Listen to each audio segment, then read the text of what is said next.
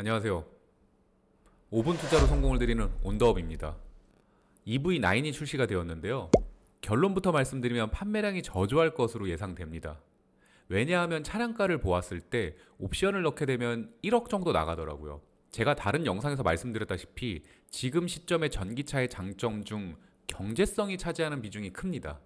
하지만 차량가의 1억 정도를 사용하시는 분들은 유지비 절감을 크게 생각하지 않는 고객들이 많기 때문이에요. 차량에 1억을 사용할 수 있는 고객층은 편안하고 프리미엄을 느낄 수 있는 가치를 줘야 한다고 생각합니다.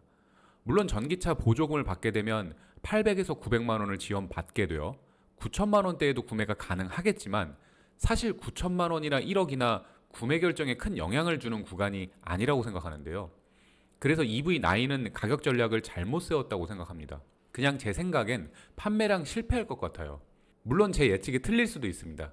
제가 차량 시세 관련이나 상품에 대한 여러 영상들을 올렸고 지금까지는 제 예측이 잘 들어맞았는데요. 이번 EV9은 옵션과 가격을 보자마자 판매량 실패할 것이라는 느낌을 정말 강하게 받았습니다. 때문에 이렇게 확고하게 말씀드리는 것이고요. 그랜저 GN7도 디자인과 가격을 보자마자 이거 뭐지라고 생각이 되어서 그랜저의 가격을 비판하는 영상을 드렸었는데 그것보다 정확히 2배는 더 확신이 듭니다. 그렇기 때문에 혹시라도 저희 시청자님께서 EV9이 마음에 있으셔서 구매를 고려하신다면 결정을 좀 더 보류하시길 권유드릴게요.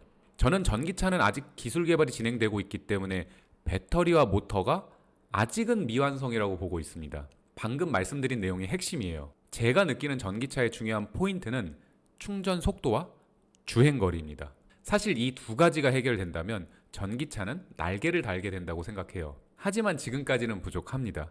충전 속도도 그렇고요. 이번 EV9 스펙을 보았을 때 주행거리 480에서 500km로 많이 늘기는 했지만 아직은 모자라다 생각합니다. 왜냐하면 겨울철 전기차는 주행거리가 20% 정도 하향되는데요. 거기에 패밀리카로 사용하시는 분들이 많을 텐데 탑승자와 짐도 싣는다고 가정해 보겠습니다. 그렇다면 300km대 후반까지도 나올 수 있는 부분이에요. 분명 연료 게이지에 신경이 쓰일 수밖에 없고 또한 이동 경로를 생각할 때 어디에서 충전을 할 것인지 미리 코스를 정하고 맞춰서 이동해야 돼요. 또 충전할 때 나만 기다리는 건 괜찮은데 타고 있는 우리 가족들 다 기다려야 합니다. 이런 큰 불편은 가족 간 자주 다니시는 분들이 아니라면 1년에 한두 번밖에 안 될 수도 있어요. 하지만 정말 가끔 있는 그런 불편을 감수하면서 구매할 차량 가격과 고객층 둘 다 아니라는 것이죠. 제가 말씀드린 불편 사항은 아직까지는 주행거리와 충전 속도가 확실하지 않아서 발생하는 부분들입니다. 그런데 전기차 제조 기술이 진화된다고 가정해 보겠습니다. 예를 들어 배터리 설계 방식이 달라져서 새로 나오는 모델은 주행거리가 700에서 800km에 육박을 하고 충전 속도도 절반으로 더 빨라진 모델들이 나온다고 가정해 볼게요. 그러면 기존 구형 차량들의 가격은 어떻게 될까요? 당연히 핵심 주요 성능의 차이가 있다면 옵션이 다양해도 감가에 많은 영향을 받을 수밖에 없습니다. 전기차는 내연기관 차량에 비해 발전 가능성이 높은 잠재력이 있는 모델이라고 생각해요. 그렇기 때문에 아직 한참 발전 중인 모델에 많은 돈을 지출하는 것은 현명한 소비가 아니라고 생각합니다. 제 생각에는 전기차를 구매한다면 EV6급 정도 6천만 원가량 차량을 구매하는 것이 효율적이라고 보고 있어요. 그렇다면 정부 보조금을 받아서 구입하면 4,500만 원 선에서 구매하게 되는데요. 여기에서 전기차가 누릴 수 있는 각종 취등록세 및 연간 자동차 세제 혜택도 있습니다. 또한 부가적으로 고속도로 통행료 및 주차비 등등을 아끼고 거기에 각종 소모품, 엔진 오일 및 배터리, 브레이크 패드 등을 절약할 수 있어요. 여기에서 연료비를 더 절약하죠. 물론 추후에는 전기 가격이 오르겠지만 그렇다고 원유 가격보다 비싸지지는 않을 것으로 생각되기 때문에 계속 내연기관에 비해 세이브가 될 것으로 생각합니다.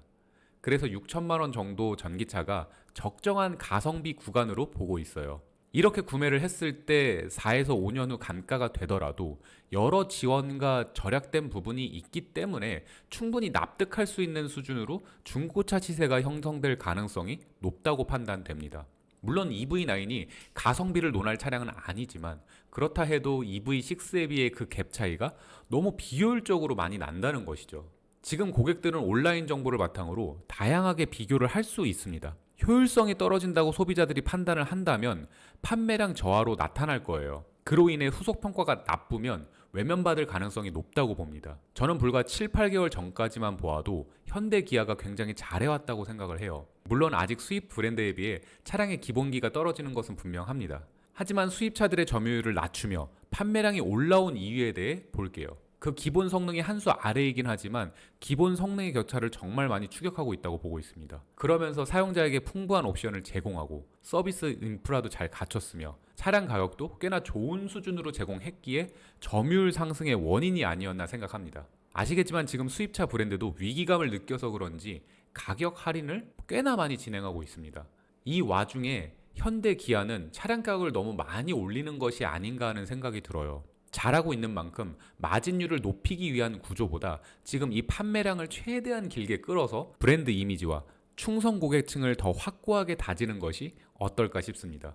여러 유명한 유튜버 분들의 영상을 보니 솔직하게 비싸다, 아닌 건 아니다라고 적극 말하는 분들이 없더라고요. 아무래도 차량의 단점을 너무 짚어서 폄하하는 듯한 영상을 올린다면 제조사에서 유튜버에게 소송을 진행한 사건이 있기 때문에 이해합니다. 때문에 저는 차량의 전체적인 가격과 앞으로의 기술, 시장성만을 논하여 말씀드린 점 양해 부탁드리고요. 앞으로도 시청자님께 자동차 시장에 대한 정확한 예측과 좋은 정보로 찾아뵙겠습니다. 감사합니다.